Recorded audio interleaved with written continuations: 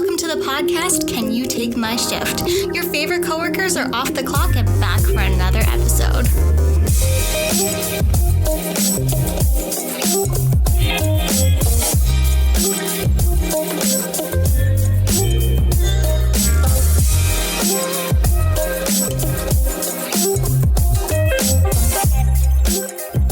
Hello and welcome back, girl bosses. How are you? How was your day? Do you just having an exciting day? An awesome day? Are you looking for awesome new opportunities? Do you want to join the family, the collective, the movement? Amy, do you want to join me in my business opportunity? You had me at cult. Fair enough. Well, welcome back to the podcast, everybody. Amy, before we get into today's thrilling topic, any new things to update our listeners on? No? Question mark? I don't think so. 2 weeks ago was our very special video, so thank you guys so much for the support on that. It was really fun to film. I'm glad everyone enjoyed it. Do I have anything new? Well, okay, so Amy doesn't remember winning, so Amy did not win. Oh, I did. No, excuse me. We did win. Thank you. Okay, so I will let you guys in a backstage, top secret, behind the scenes. So Amy only won by half a point, but she was like, oh, I'll just round it up so it looks nicer. No. Okay, there was a question that we either were going to have as either half a point or a full point, depending on whether or not there was a tiebreaker. But because we'd already won by that half a point, I was like, I'll just round it up. It's fine. Look, I'm sorry. Someone's just bitter, okay? Sorry you didn't get to take home the WWE belt. Oh, my God. I wanted that so badly. No, it's fine. But the funny story about that is, friend of the podcast, Bachelor number 3, Mason, we were shopping for food before we decided to film the episode, and in the clearance aisle of the grocery store was this blow-up WWE belt that was 5 feet long, and he was like, I should get this. And I was like, should this be the podcast prize? Like, we're all joking about it. And then we're like, ha ha ha. Nah, we don't need it. It was $5, but I couldn't fully commit to the joke. And I wasn't allowed to fully body slam anyone for it. That was outlawed. No. We have hardwood floors and we rent. Okay. Yeah, and also I think one good body slam would truly kill you. I think so. Yeah. Or completely reset my back and make me a better person. Yeah. So you'd gain 4 inches because you'd finally be standing up straight. Yeah, exactly. So I don't know. Am I willing to roll the dice there? So we go back home, and then Mason goes, I texted my friend, and I will be right back. And I was like, are you going to get it? I'll be right back. So he comes back with it. And I was like, so you did get it. And he's like, well, here's the story. So it's one of those grocery stores where if you have the loyalty card, you get the sale price. But if you don't have the loyalty card, you have to pay full price. Oh, yeah. So he forgot his loyalty card. So he's like, I couldn't go to the self-checkouts. I had to go to the in-person checkout. And that was the only thing I had because I had to give him my phone number so I could get it for $5. And I felt really awkward. So I was like, it's for my son. Let it be known, he does not have a son. No, this man is 23 years old. He's a baby. Yeah. He has shared custody of the cat. Yes. But yeah, with the deadpan, he was like, it's for my son. And he had a whole backstory as well. He's like, it's for his birthday. Yeah. He's really been wanting it. I'm going to hold on to it. But when he came in and he's like, yeah, I said it's for my son. I was in the middle of drinking a vodka soda. And I laughed so hard and gagged. That soda went straight out my nose. So it was vodka and soda because we have a soda stream. And it burned. Oh, and it went all over my pants. Okay, so I wasn't the only one who spilt a drink over somebody that night. Good to know. But yeah, long story short, thank you for everyone who watched our extra special episode, who enjoyed it. We all appreciate you guys following along when we try something new. And it was just really nice to have the 6 of us together because who has who knows when the 6 of us will be together again. Oh yeah, not. Yeah. It makes me kind of sad. Probably not for a while, but Yeah. it was a lot of fun. Everyone had a good time, so that's all that matters. And there's a hidden blooper reel that will never see the light of day. Aww. Well, we can see it, but publicly. Maybe if someone donates us a bunch of money, then I will put it on the internet. True. I will sell my soul. So, okay, we'll post the blooper reel if 3 companies want to sponsor us. The WWE, because they're so camp. So camp. SodaStream, because we as bitches love a SodaStream. Yep. And that episode was also sponsored by the Dollarama, because a bunch of the things were from the dollar store. Yep. So yeah, if one of those 3 want to sponsor us, Amy will release the blooper reel. Yep. It has exciting moments as Kaylee struggling to eat a carrot. Yep. Me spilling a drink all over my partner. And I still feel real bad about that. A bunch of us just zoning out at one point. Yeah, and more. So now, that aside, let's get into what today is actually about.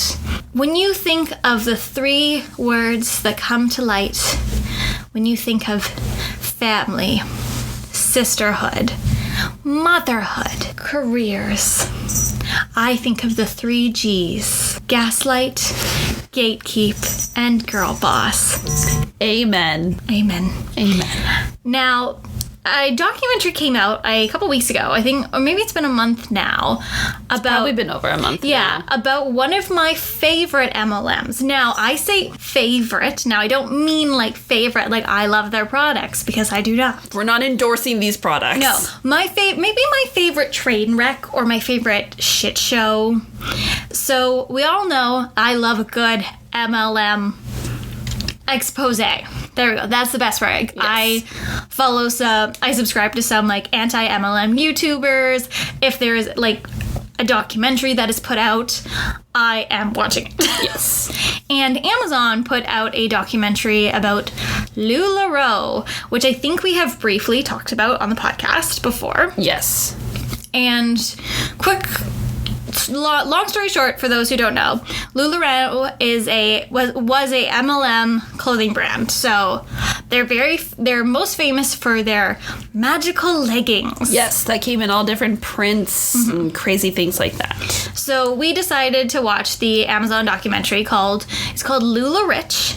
And so we watched, so there's 4 episodes. So we have only watched episode 1 and 2 because I didn't want to get this all mixed up in my head. Yes. So this episode, we're going to be talking about 1 and 2. And then next episode, we're going to be talking about 3 and 4. So we are fully sober for this episode. But I've heard shit hits the fan in the lighter half of the documentary. So maybe 3rd and 4th, we might need to have a couple drinks. Yeah. So maybe we'll all do a shot and then we'll get on with it. Absolutely. So this documentary, I was first kind of shocked that they got. So the creators of LuLaRich are Mark and Deanne. Is it Stidham or Stidham? Something like that. It doesn't fully matter. Mark and Deanne. Mark and Deanne, stupid. Yeah, that sounds about right. Yeah. So they are the creators of LuLaRich. They are Mormons. I feel that's very important to start that off. As someone who has Mormon members of my family, and anyone who knows about the Mormon Church, this makes a little bit of sense. Primarily the predatory practices. Now, so it starts off with Mark and Deanne. They're sitting down for the interview, and I was actually surprised, wow, how, if this is clearly not going to put them in a good light, how did they get them to agree to this? And it's very interesting how they film them the entire time, because it's very official, and it's in a very bright space, and they never say anything bad about their time. Yeah, because they're in chairs, they have their clothes behind them. It looks very nice. I think she's wearing, I think, some LuLaRich and then some designer. Yeah, she's wearing Louboutins or something, I think Valentino shoes or something, and then her tacky ass LuLaRich dress, and I'm like, man, make up your mind. Okay, so it starts with their backstory. So Mark and Deanne, so they're both divorced, but then they married each other. Yes. They have 11 kids, 4 biological, 3 adopted, because those, and then 7 are from Deanne's previous marriage. Yes. And then Mark and then they had the 4 together. And then the documentary likes to just start off with, this is going to be crazy when they go, oh yeah, 2 of our kids are married to each other. Like, they're not blood related. No, and they kind of glaze over that fact because they quickly go like, oh, our daughter this and this and this, and then this person married this, and then our other, because they adopt a lot of kids. Like, I think a majority of their kids are adopted, so they go, yeah, our adopted son and our adopted daughter ended up getting married, and then they just move on, and it's like, okay, that's not the weirdest thing I've ever heard. Kind of makes me uncomfortable. But I'm just like, whoa. I think we need to unpack this. The fact... No, we don't, Kelsey. We really don't. But the fact that they just glaze over that and they're like, it was a little funny, welcome to the wedding of our daughter, marrying our son. They're like, but they're not related. They never lived in the same house. But for me, I have a real problem with... So movies and television like to do pseudo-incest where, like step-siblings. Oh, like in Clueless? Yeah. Like, that is, they're not related at all, but, they were once brother and sister. Like, that's gross. And then, like, if anybody has seen Sex Ed in season 2, like 2 of the characters date, and then their parents end up dating and become together. Yeah, but then they break up because that's not a good relationship. They'd be like, that's fucking weird. But it's still, like, that's now your stepsister who you have made out with. And I understand that there's a whole industry that is a lot of money off that, but I don't like how it is it's become a common trope in movies and TV. Yeah. And I think it's weird because, I don't have any siblings, but I know a lot of people who do, and all of them are like, gross. Oh yeah, I have step siblings. Absolutely not. Yeah, exactly. No. Never. No, and like you never lived in the same house as your step siblings, but still, it's gross. It's still gross. Yeah. Yeah, I like when you were really freaked out by the fact that you're like, they got married, and I was like, again, to me, not the craziest thing that can happen. Especially, I'm like, they're Mormon and they're from Utah, so for them, that's just how people meet. Fair enough. Yeah. But yeah, so that's to set the scene. They're Mormons from Utah. Two of their children are married to each other. So then where do you think we go from there? Well, Deanne just talks about her family because she comes from a big family as well. She is twin. Her twin sister's name is Diane. Diane and Deanne. Because, as in her own words, her mother was so imaginative. So imaginative. Yeah. And so they get both into their backstory. So they're trying to, like, set, I think, like a not like necessarily like a rags to riches, but they want to make you feel like they rose above. Yeah, they were living, like, the American dream. Like, they worked hard to get where they were to support their family. Like, I think one of the big things that Deanne touched on that her mom did is, like, one day, I'm not 100% sure what her mom did for work. I can't remember. But she made a point of, like, her mom took $3,000 out of the bank in, like, bills, went home, went onto their, like, house, like, staircase balcony, and made it rain on her children to make them show what working hard looks like and what it can feel like. I was like, I don't like that. Like, what? I'm just gonna make it rain on my kids so they know the value of $1. I feel like that does the opposite. Like, it just makes you feel like, oh, this is what money... Like, I guess it shows you that this is what, like, money looks like and how it can make you feel. But I feel like that's a very unhealthy relationship with money. Oh, 100%. Yeah, it's a very, very unhealthy relationship with money. I think what happened was because this memory to her is so vivid. Mm-hmm.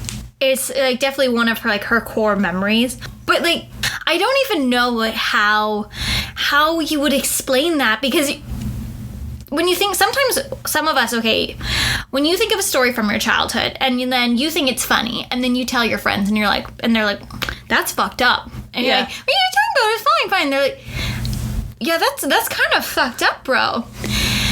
It's like that thing in Bob's Burgers. Lynn, I think I had a bad childhood. Yeah, I know. Yeah. What do you mean you know? Look at you. Having people who had good childhoods don't stand like that. And I'm like, I feel this. So that story, when she's telling it, she's thinking of it so fondly. But if it was just like you telling me that, I'd be like, it's weird. Dude, that's really weird. Yeah. I think like maybe your mom might have been bipolar, because that sounds like a manic episode. Yeah, it just sounds very strange. Mm-hmm. Like that's not something like a typical parent can do. And then like Mark also had like a really weird quote that he said that, I mean, like growing up, he's a very typical cis straight white man, you know, white collar, works super hard. But he also, like everyone back in the day, white man privilege, you know, of like working hard. But his dad told him it's like the only thing worse than being flat broke was knowing that he's going to make like $400 a week for the rest of his life, because he wanted to be his own boss. He didn't want to work just like a mundane job, which to me, I'm like, okay. But something about that like rubbed me the wrong way. It did too, because he believes that people are beneath him. Yeah. And that is such a shitty white privileged male way of thinking. Yeah. And when it comes down to jobs, there is two type of labor. There is people are doing jobs for one or two reasons. One, because you can't do it, and two, because you don't want to do it. Yep.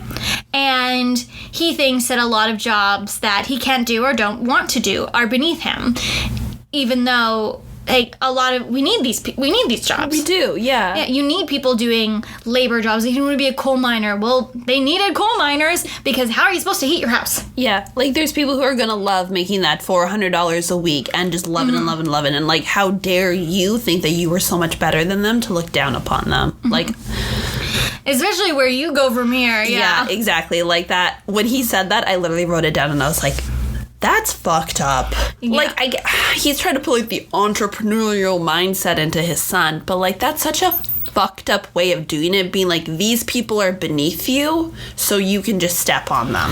I really hate the word entrepreneur. Oh, it's so bad. I hate it so much. Like anytime when I was on dating apps and I'd see that a guy had in his profile entrepreneur, it was no.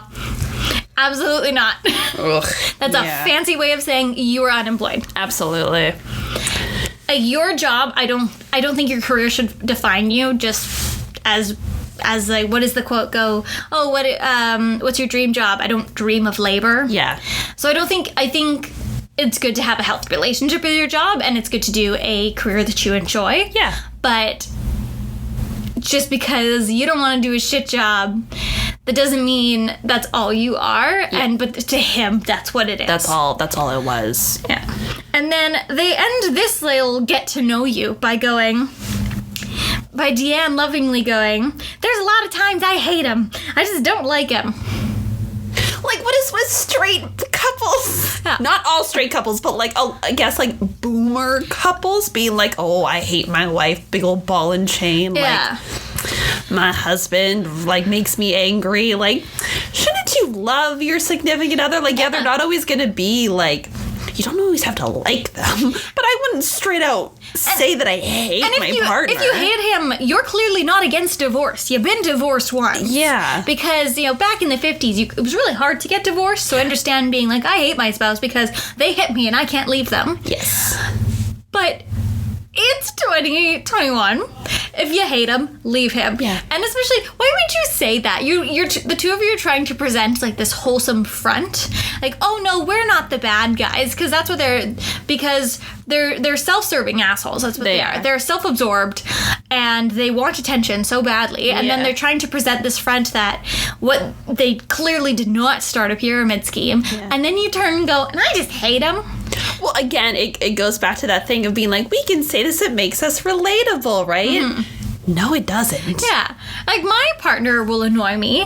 You will annoy me. But I would not go on live TV if you were giving an interview. Yeah, what made you guys start the podcast? Oh, no, we have a lot of laughs here. We're really funny. Sometimes I just fucking hate this bitch.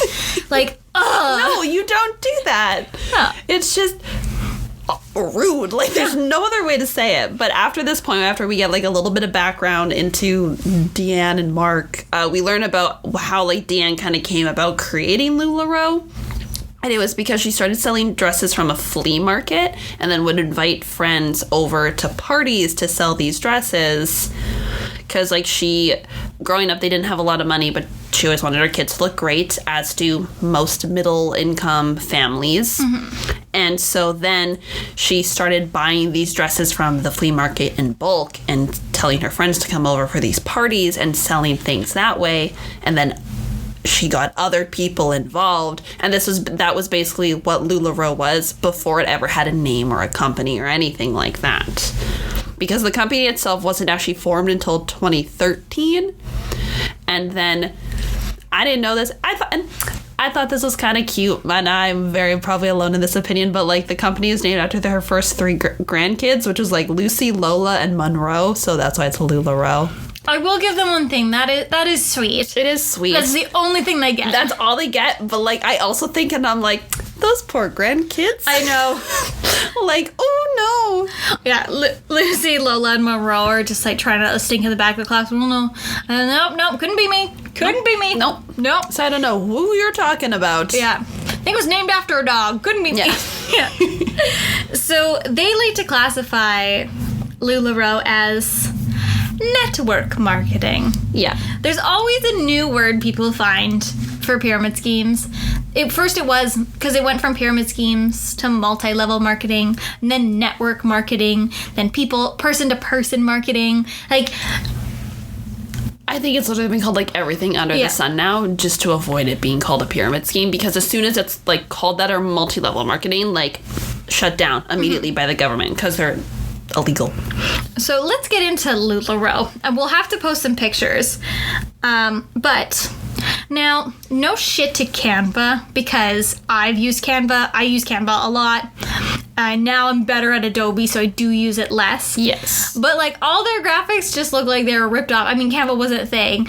But they look cheap. They look incredibly cheap. If you're a multi-million-dollar company, I guess, like, if you're first starting out, Canva's fine. You know, we use SparkPost and we use Photoshop. Like, we're not overly fancy. Like, if you're starting a, like, LLC business incorporated thing, maybe don't do that. Well, because we saw, like, businesses go through. As a business grows, you need to up your marketing and your design. Like, when we first put out our first episode of the podcast, like, we had that logo for a year. It was cute, but when we did a rebrand, everything just looks sharper, cleaner, more professional. Yeah. And they didn't really do that.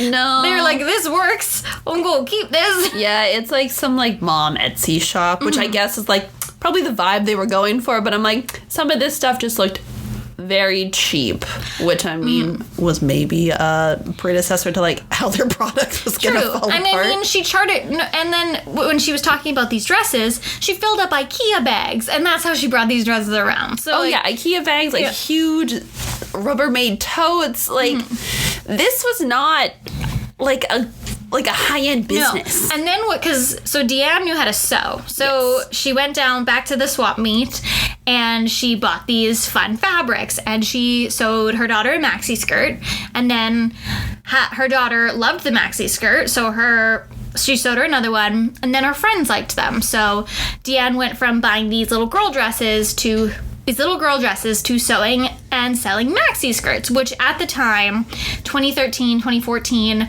you looked over Pinterest, that's all you saw was fun maxi skirts, especially, like, the chevron print, the gingham print. Florals. Yeah, because, again, they were in Utah. They're Mormon, and in the Mormon religion, you have to wear skirts, and you have to, you dress very modestly. Very modestly, and this was a way for, because when we're looking for comfortable clothing, you and I will grab a pair of leggings. Yeah. But in the Mormon, and depending on how strict you are in the Mormon religion, like, some parents will let their children wear pants, others will not. Yep. And for them, like, maxi skirts, I have a couple. I like I have like big long flare ones that when I twirl they so it's not the type they were selling. Yeah, of course. But they're comfortable. Yeah. They're so comfortable. So I understand how that market started. Yes. Because they're like, oh, these are fun. It's not just because all you at first you could find was just plain black ones. Yep. And then so they started doing that. They started selling the maxi skirts, and that picked up, and they were doing really well with that. So that started with their business, and then in 2014 is when they added the famous leggings, but we'll get back to that. So when they started selling, they kind of marketed their business as a sharing amongst women. Yes. They tried to make it feel like a community, a sisterhood. You know, you were all part of the family. You were all part of the sisterhood. We're just a bunch of girls getting together, selling some skirts and having some fun. Now, this model again was marketing. They're in Utah, and they mainly were marketing to white women. Stay-at-home moms. Yeah. Like, that was any person they interviewed, which we'll also get into a little bit later. Any person they interviewed was, like, a stay-at-home mom or a mom who had, like, gotten their degree and was very smart, but had to stay home with the children now. Yeah, so single moms, stay-at-home moms, and then white women, or when later they showed their LuLaRich ads, it was mainly white women. Any women of color were like white passing almost. Yeah. Or maybe there was maybe one person of color. Yeah, like the token. Yeah, right? Exactly. And what they say is when they started this business, oh, we're not in the clothing business, we're in the people business. And he calls basically LuLaRich the greatest psychological experiment. Give people a box of stuff, and what will you do with it? Which is also so fucked up. Yeah. Dude. Like, here's a fish. Like, oh, here's a fishing rod. What you go do with it? Yeah, like, it's a whole, like, teach a man to fish thing. Like, yeah. No. If you're starting a business, it's not a psychological experiment.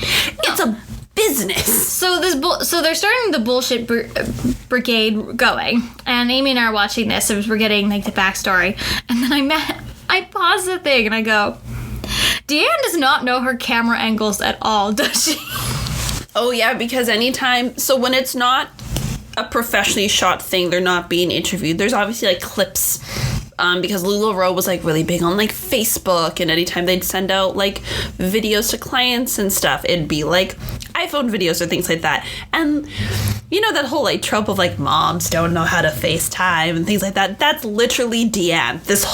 Every time there's another video of her, it's just those like weird angles, like close up. You can sometimes see her makeup line. It's really bad. But even when they were filming the interview, her body was facing it. She would, I guess, adjust herself. But I was like, Deanne, sweetie, that's not a good angle. Mm-mm. Like, you don't look good. Obviously, she thought she did. And I'm like, did the camera person maybe kind of set up an unflattering angle? Maybe to just add to more? I don't think so. No? I think when it comes to that kind of stuff, it's just very, like, depend on how you're comfortable sitting. Mm. Yeah. But anyways, that was just, I had to pause it because I was like, why is this woman, we're going to later find out, is the head of $1 million company, and her camera's at her nose. Yeah. So we have touched on the type of women that joined LuLaRich. They were white women, well, mainly white women, single mothers, stay-at-home moms, Southern, because they were Southern from Utah, and the MLMs it is a classic side of an MLM. MLMs target the stay-at-home mom market. They even talk about it in the documentary as a huge untapped market, because how great does that sound? You get to stay at home with your kids and make money by doing part-time. They've very much big on advertising part-time work for full-time money. Yes, falling in love with the opportunity. Exactly. Like, I mean, if you're a stay-at-home mom, that sounds great. Yep. If you like no pretending to not know what we know, I would love that. I worked a job that I was customer service, but it was remote customer service. And I worked part-time hours, and it was a little bit more than minimum wage, and it was nice. Like, on my breaks, I could have a shower. I rolled out of bed 5 minutes before my shift started. But you had to be ready and waiting for the phone calls to come in and the emails to come in. So I would be at my desk for 8 hours. Like, I would leave my desk because you got a 15-minute break and a 30-minute break. So I would leave my desk then. Or if I wanted to have, like, a bathroom break or a tea break, I would have my phone on loud, so if I had to stop making my tea, I could just run and pick it up. Yeah. But a girl I knew at the time asked me, hey, my sister's thinking about applying for this job. It would be a great way for her to stay at home with the baby and make money. And I was like, no, this is not daycare. No. Like, a call center's not daycare. You have to call people, be paying attention. Yeah, because people, like, the company memo got sent out because where people were like, you can't just decline calls because your baby is crying. You need to find care for your child. This is a job. Yep. Like, people would have one-offs. Like, I remember one girl going, my cat just threw up all over the floor. I will be back in 5 guys. Like, that, if you had a thing every once in a while. Valid. But it's not an excuse for you to stay at home with your kids and then maybe answer 3 emails. Yeah. So I understand from the women they were preying on how wonderful that sounds. It sounds super wonderful, and I think the one thing that we touched on a little bit earlier is that they talk about it. Every woman they interview is like, oh, I have a degree, I went to university, I got schooling. And it almost felt as like the minute these women had children, their dreams of like careers got like crushed a little bit, and they had to stay home, which is like, that sounds kind of bad. Like, obviously if people want to be a parent, that's totally fine. But when you go to school and you have these aspirations, and then you have kids, and you have to kind of take a step back, reevaluate, take care of your kids, you still want that job fulfillment. And the other problem is, which they don't talk about too much, but I know this is a huge part of people who join MLMs, a lot of them are military spouses. Yes. And when you marry someone in the military, you go where they are stationed. Yes. So it's very hard for a lot of women to have a career and children when their spouse is in the military, because... And also just make friends. Exactly. So it preyed on them. Like, a couple people they talk about, like, one of the women they interview, she lived in Hawaii and her husband was in the military. Yep. Like, was a stay-at-home mom. She was the perfect target. Yes. Because a lot of women feel, when they're military spouses, they feel kind of lost. Yeah. So they want a purpose, and they also want to make money because... the U.S. military is another story for another day that we will not talk about. I do not feel qualified to talk about that. Yes. But they were, again, a really good target. Basically, what they would do is, when they got these women, like, roped into the company, they would have to buy in. Like any MLM, you have to buy a certain amount of product, which I think is what makes people feel like they own a business, because now they have inventory. Because that's how owning a business technically works. But in the case of an MLM, you're not owning the business, you're owning the product. Like, it's not your name, it's just you're just a reseller. That's all you are. And they would talk about how these onboarding packages were like between $5,000 to $10,000 US. So Canadian, that's close to almost 15 grand. Which, I'm sorry, what stay-at-home mom can afford that? Yeah, they were even talking about, do what you can to afford it. Yeah. Take out a credit card, like, sell your breast milk. But then people did sell breast milk. They literally interviewed a lady that's like, yeah, like, we made a profit selling my wife's breast milk, and we were able to buy into LuLaRich and save money. And I'm like, that's fucked up. It is. But then they try to back up, be like, don't go into debt. But then they would say, join the business any way you can. Yeah. Or, like, it's a small price to pay to own your own business. But again, it's not your owning your own business. Owning your own business means your name is on the business license. No, you're just... It's like when you're fundraising in school and you're selling chocolates.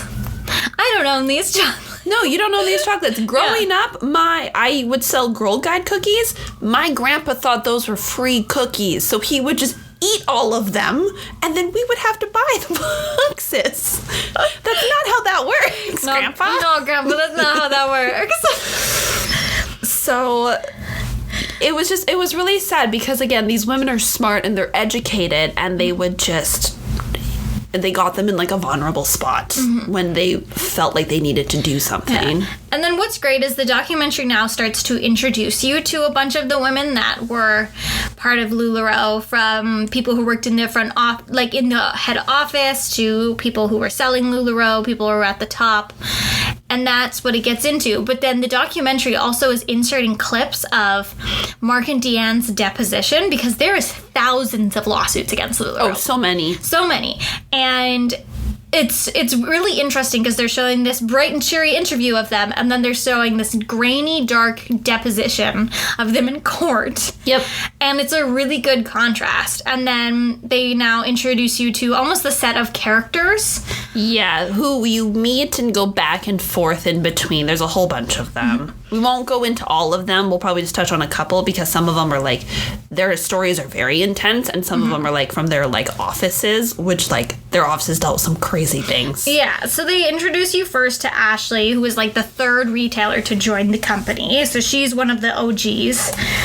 And she, again, was a big harper of, Deanne told her, join the movement, join the movement. It's all about join the movement. She was, again, a stay-at-home mom with kids. Yep. You meet Courtney, who when she started in 2015, became the highest status in the company. That you could get as, like, quote-unquote, like, seller. Yeah. They had a whole bunch of different statuses throughout the company, and how it would work is if you were a trainer, or you would start at the base level, and then when you got more people to sign up, you would become a trainer, which meant you had 9 people selling under you. That was your group of people. And then you would receive a LuLaRich watch, which was this prize coveted item. Yeah, everybody wanted the LuLaRich watch. Everyone wanted the LuLaRich watch. The next thing you would do after that is, if you could get 3 trainers signed up under you, and those 3 trainers had 9 people, you would become a coach. And then after the coach, the highest thing you could reach was a mentor, which is what Courtney did. Which was 3 coaches who had 3 trainers each, and also had the 9 people. So as you can see, what do all these little levels of people make?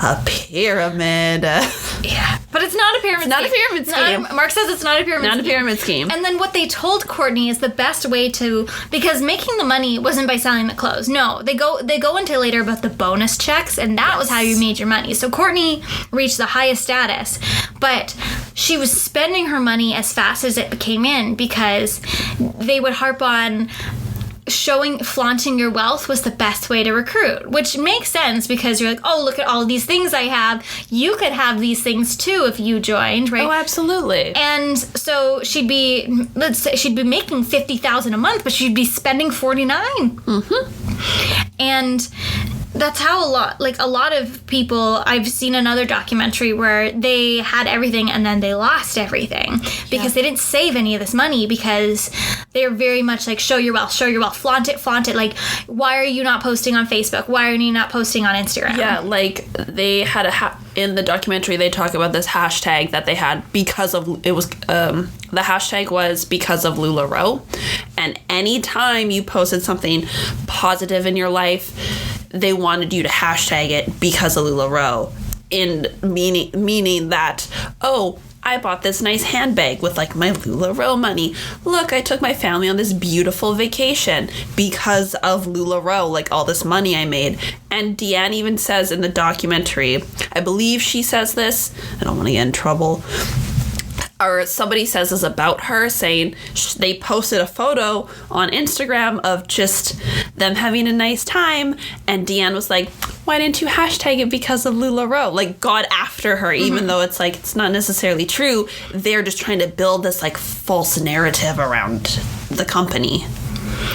And it's just so, that is just so toxic and disgusting. Like, when we worked at the theme park, we would like tag the theme park, but that's because we want Instagram clout. It's a bit different. It's a little bit different. I wasn't telling people to come, like, we weren't recruiting people to come and like work for the theme park.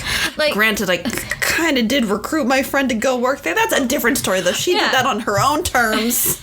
She had a great time. Exactly, but I wouldn't post like, oh, yeah, getting shit-faced at this random bar in Florida because of theme park. Yeah. I mean, they were paying my wages. Yeah. They paid for my visa to get in the country, but, you know, getting shit-faced at the Yeehaw Barn for $2 drinks because of theme park. No, we weren't doing that. We were just posting like, look at us having a nice time. But that's just so, I mean, like, I don't know, is it a cult? I don't know. I mean, all MLMs are a bit of a cult. It's a cult. Not a fun cult where y'all wear cute matching outfits. I mean, they all had to wear LuLaRich. Oh God, watching those clips and those like crazy like patterns and stuff they were like, I remember seeing LuLaRich. They would do those like Facebook parties, and I remember like seeing all the clothes. I personally never knew anybody who sold it, but I remember just like seeing it all over Facebook. And for a hot second, I was like, okay, like I could get behind like some of like the little like t-shirt dresses, because I used to be obsessed with t-shirt dresses. You just throw that shit on, you go out the door, they're so comfy. But like everything else, I was like, why? I like, now that I've gone to school for like marketing, I'm like, not my demographic. It's fine. No.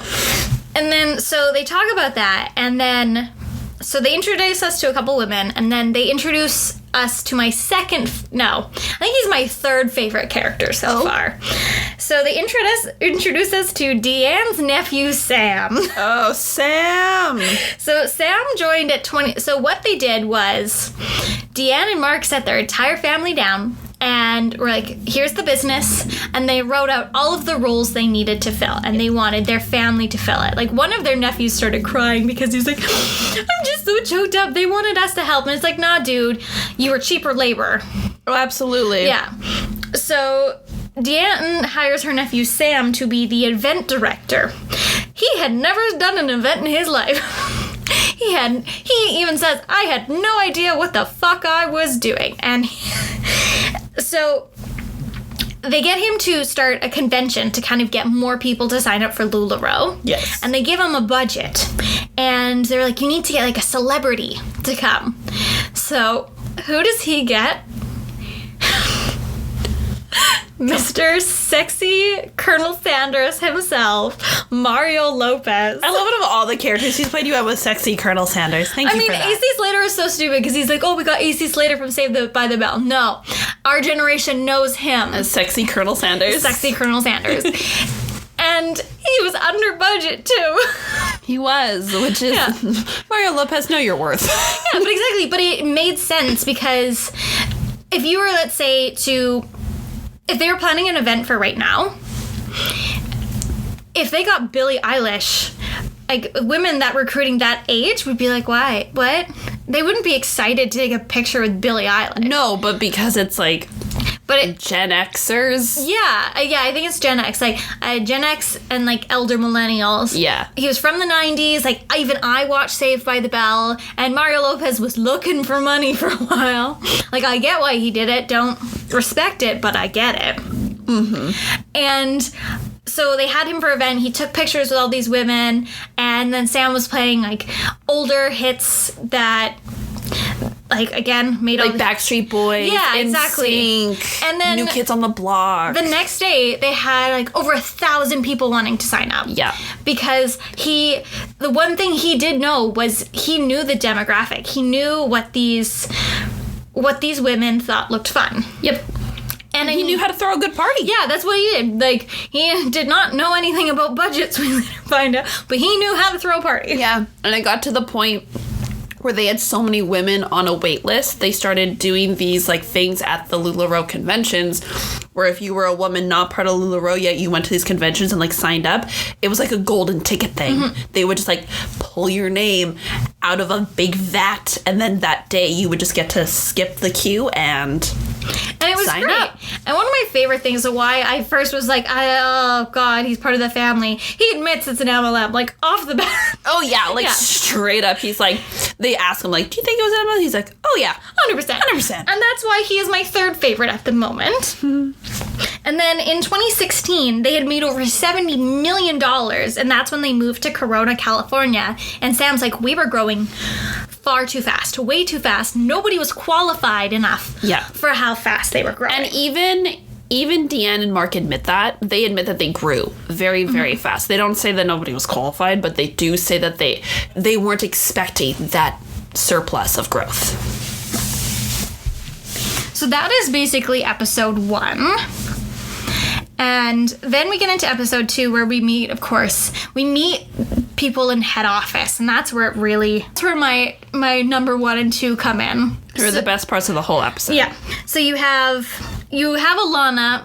I mean, she's cool, but she's not my top 3. She was the colorist designer because they had outgrown just getting fabric at the swap meet. So they had this woman who got headhunted to, like, right out of fashion school to design these prints.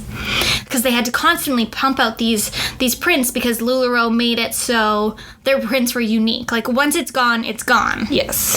And she also does not look like, she looks like quite punk. Like, she does not look like she does not look like a LuLaRich girl. Yeah. Like, Deanne would be like, why aren't you in LuLaRich? If, like, Deanne was coming into the office, people were watching for their cars and they'd be like, go throw on some LuLaRich. Mm-hmm. And she calls her designs as making art with a gun against her head. Yeah, because they, again, when their company started to explode and they wanted those very limited edition patterns, they were just throwing whatever they could together. And she said there was bad print errors because she was making these prints so quickly, and then that's how you got the famous penis pants. Yes, yeah. Some of the prints, when they would, like, stitch them together in, like, their crotch area, or, like, when they'd sew together dresses, it looked like penises, and it was not a good choice. Or there was burger leggings that looked like a vagina. Yeah, that was also a choice. Although I feel like there is a demographic for people who would enjoy those pants. Apparently, like, somebody found them online and they were like the famous penis pants from the LuLaRich documentary. I love that. But next, they introduce you to Daryl. He was the data entry and customer service. He worked in the email department. Daryl's my second favorite because this man is so bland but so salty at the same time. Oh, yeah, he's insane. Yeah. Because he said it was the strangest job. It starts with the strangest job interview he's ever had. Yep. He also did not think he was qualified for the job, but he was like, sure. And he dealt with complaints. And this man hates Mark and Deanne so much. Oh, yeah. He full on admits in the documentary that he's like, they did not know how to run a company. Like, whoever gave these people the go-ahead for this, like, it's not okay. Mm-hmm. Like, he said they didn't know how to do data management. Like, everything was on, like, Excel spreadsheets that would just crash. And it was on, like, the same spreadsheet that, like, everybody in the office would be editing at the same time. So numbers and order sheets were constantly changing. And, like, as somebody who, like, went to school for, like, for fashion, and, like, order sheets have to be so meticulous, that shit does not fly. No, it absolutely does not. And then he talks about how the onboarding team, he moved to the onboarding team, and that was the people who, so when you wanted to sign up for LuLaRich, you had to, like, apply through, I think, their website, and then they had, like, a 6-week waiting period. Yeah. And then somebody would call you and be like, congratulations, like, you're joining the movement, the sisterhood, the bullshit, the pyramid scheme. And he won, and people were so excited to get this call. It was like they were winning the lottery. Yep. And he once onboarded a girl in the middle of her bachelorette party. Like, you have bigger things. Like, ma'am, you should be getting shit-faced right now. Like, exactly. Don't worry about selling some leggings. If you called me at my bachelorette party, congratulations, I'd be like, congratulations, butts. And hang up. Thank you so much. My wedding's in, like, a week. Yeah. You know? And it was crazy because they had this huge onboarding team because more and more people were joining. And then they headhunted this wonderful woman for the onboarding team, my favorite character, Lachey. Oh, Lachey. Lachey is the reason we wanted to kind of do a podcast about the documentary, because she is, like, the famous clip that went all over Twitter. She is an icon. She is the movement. Yeah. She is the moment. She is the legend. Yeah.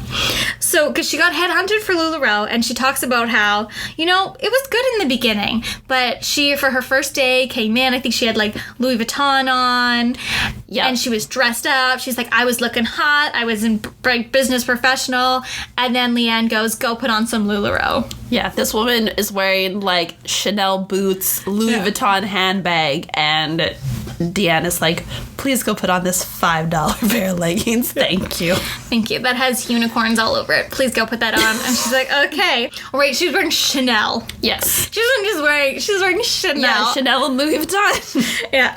And so she started onboarding all these women. And she started seeing how much these women are making. And she's like, why am I here? Why don't I just do that instead? Yep. They're making far more money than I am. Yep. So she ended up selling. And she also said, like, when they're onboarding, you had to onboard, like, you had to make a certain amount of numbers. And I think they were making like $1 million a day. Yeah. Just by onboarding these women. Lachey herself was making $1 million a day by onboarding women. Exactly. Yeah. Because with the sign-up fees, that's how much they were making. Yep. So she was like, shit, I should be doing that instead. So she does. And then she starts selling. And then, of course, she ends up going up the ranks because she's seen all these women do it. She knows how to do it. Yep. She's making all this money. She's our queen. Yeah. So Sam, of course, is like, okay, so Mario Lopez was the kiddie pool. What do they up it next? Then they do a larger convention where they give him no budget, so he gets Katy Perry. Katy Perry, come on. You have done some questionable things in your life, but I think the most questionable one, besides kissing that boy on American Idol, is this. Yeah. So they get Katy Perry, and Deanne was like, isn't that the woman whose things about kissed a girl can't have that? And he's like, nah, it's fine, it's fine. Deanne, don't be homophobic, okay? Yeah. Thank you. And then they get more people to sign up. So then they're like, let's go on a cruise. So they rent a cruise ship just for everyone.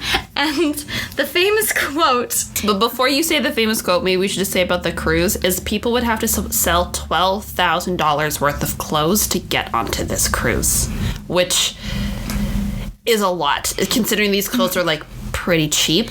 Yeah, and if you were a coach or if you were a mentor or a coach, you had to be there. You had to be there. And if you were those positions, you paid your way. Mm-hmm. If you were a mentor or coach for any of the leadership conferences, any of that stuff, you were expected to be there. You had to pay your way, and you didn't get paid for being there. And as someone who's been on a cruise, they're not cheap. They're fun. They're gluttonous as hell. Oh yeah, no, that shit is not cheap. Yeah, but our queen does not want to go on the cruise, and this is her reason. I love white people to death. But I don't want to be in the middle of the ocean with a bunch of white people. No, thank you. Honestly, fair. Yeah. If you're the only person of color on that boat, like, fair. Yeah, exactly. She was like, oh, like, well, we'll hang out when you come back, but, you know, I don't want to be there. Not yet. Not yet. And, like, that meme went viral, and that's, like, yeah, why we decided to watch it. Yep. Well, I was going to watch it anyways, but that's how I knew it got released, because I just kept seeing that meme. Yes. And, I mean, I get it. It's, like, how the cruise was also a recruitment, because it was, again, look how much fun these people are having. Mm-hmm. You should want this too. It's flexing. LuLaRich is just flexing culture. You could have this. Yeah. And, you know, like, they spent, like, what Sam said, he was like, I'm not sure, like, $30 million to have Katy Perry at that event. Like, they spend God knows how much on that cruise. And yeah, by like 2016, they had 60,000 consultants and were generating like $1.3 billion, but they did not know what to do with that. They had no idea because they didn't know how to run a proper business. Like, they said like an average like 25% growth every month, which for any kind of company, like, that's insane. That's absolutely insane. That's not that's not like manageable. That's like that's very unhealthy. Like you're bloat. Like it's like when you go for like 4th or 5th at Christmas time because you just know the food is so good, but your button on your pants are about to pop, and the button on these Lululemon or LuLaRich leggings, this metaphorical button, was about to pop. Oh yeah, because they were trying to keep everybody happy, but the business was just how are you keeping 60,000 people happy? Yeah, like the whole documentary, it starts off like very slow and just like showing you the company's like humble beginnings. They signed up more people, they did these things, they signed up more people, they started doing more of these things, and then they started just like flaunting their wealth, which meant more people were signing up, and it was becoming this huge movement, and it was becoming really, really, really insane. But I think the crazy thing that the episode ends with, after we hear about all this wealth and, oh, they're growing, you think that's going to be something exciting, like how did this company maintain their growth? They didn't, because at the end of the documentary, it ends with them going, LuLaRich destroyed my life. Which I'm pretty sure is what the next 2 episodes are going to get into. Because every person they interviewed was a top seller, and it's now... I'm pretty sure they're going to interview the people who lost everything. Yep. And so we purposely did not watch the next 2 because we want to watch shit hits the fan freshly in our mind. Yes. But I think that's where we will end it. So that was episode 1 and 2. If anyone is interested about watching this without our after our retelling, it's quite good. Can't wait to see where it goes from here. And I think my one note is it's kind of funny that Amazon made this documentary, because if anyone knows about exploiting workers, it's Amazon. I mean, okay, this is my one thing. Yes, we all know, Amazon sucks, but like, damn, Amazon Prime puts out some like damn good video, movie, TV show content. I'm getting a second season of Catherine the Great, like...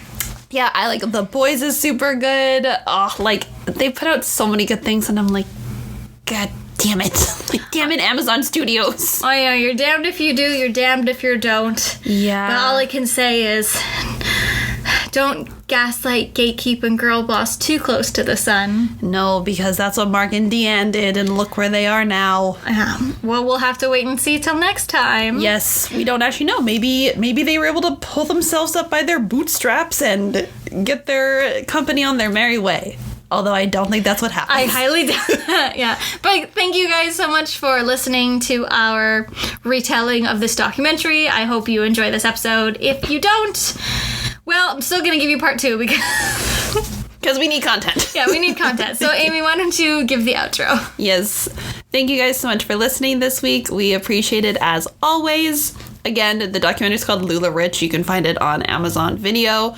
Or there's a very shorter Vice documentary about LuLaRich too. I think it's only like 15 or 30 minutes. Yeah, it's on YouTube. It's completely free. It's also completely free, and it's just a lot more of a condensed version of this story. It tells a lot more about one of the ladies they interview, and kind of that documentary puts LuLaRich in a very, very bad light, like awful, awful, awful light.